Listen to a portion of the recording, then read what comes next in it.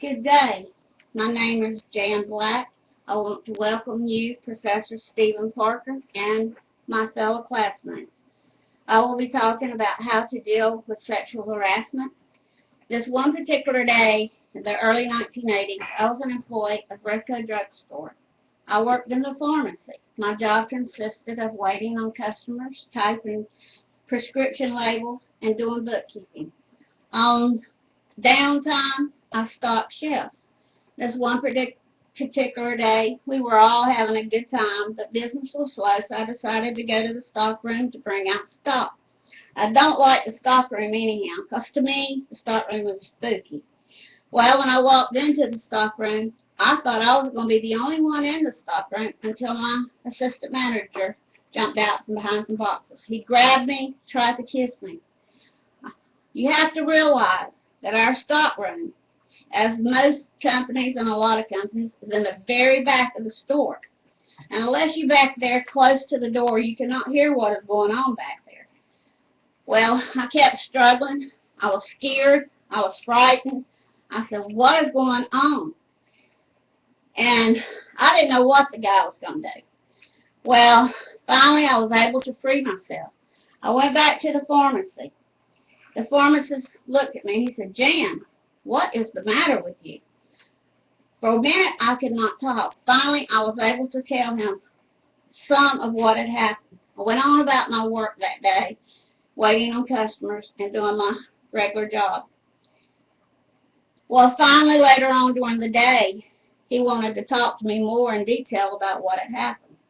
Some of you may ask, what is sexual harassment? Sexual harassment can come in many forms. It can be a male or it can be females that file sexual harassment cases. Sexual harassment can be someone telling a dirty joke in front of a female which offends her, touching inappropriately. In my case, it was my assistant manager grabbing me, trying to kiss me, and did not want to let me go.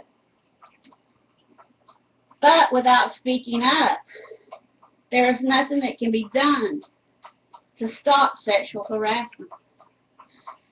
Well, finally, me and my manager, we sat down and we talked in detail as to what happened. He told me, he said, Jan, you cannot let this get out. It's going to hurt our business. And even if you do tell, so upper management is going to make it hard on you probably.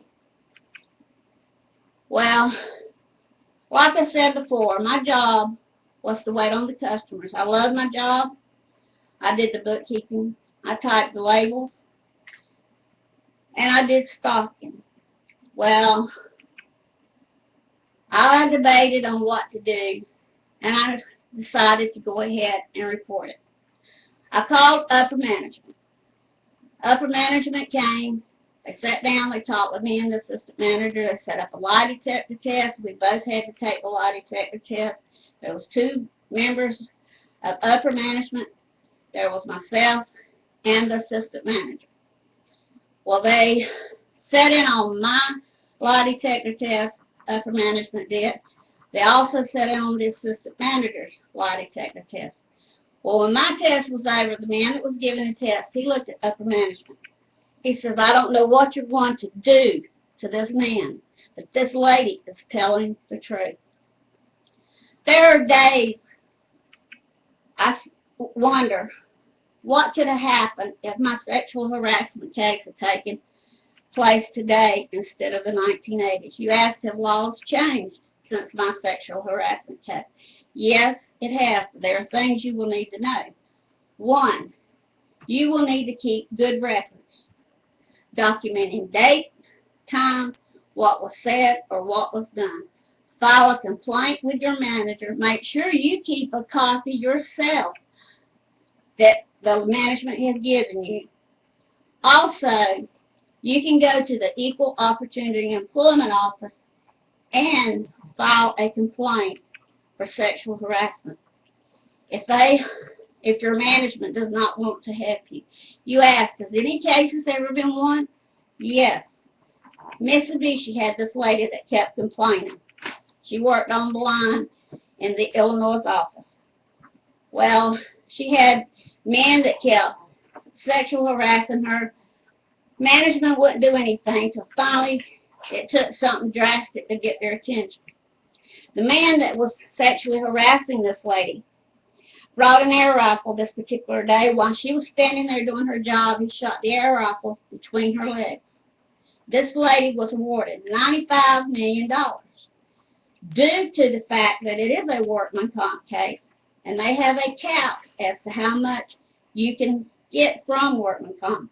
She will probably only receive $40 million. There is a case with ABM Janitorial Services. This lady complained about this janitor groping her, sexually harassing her, wanting to touch her all the time. Well, management, they would laugh. They'd say, that ain't happening. He ain't going to do nothing like that.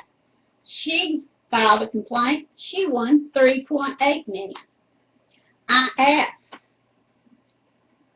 how is sexual harassment going to stop if we ourselves do not speak up and be heard?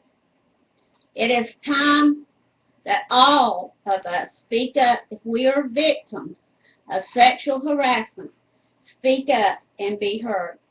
Do I regret doing what I did back in the 1980s? No, because I think it opened the eyes of a member of management. I also think it opened the eyes of the assistant manager to let him know that there are people out there that are not going to be victims to his sexual harassment.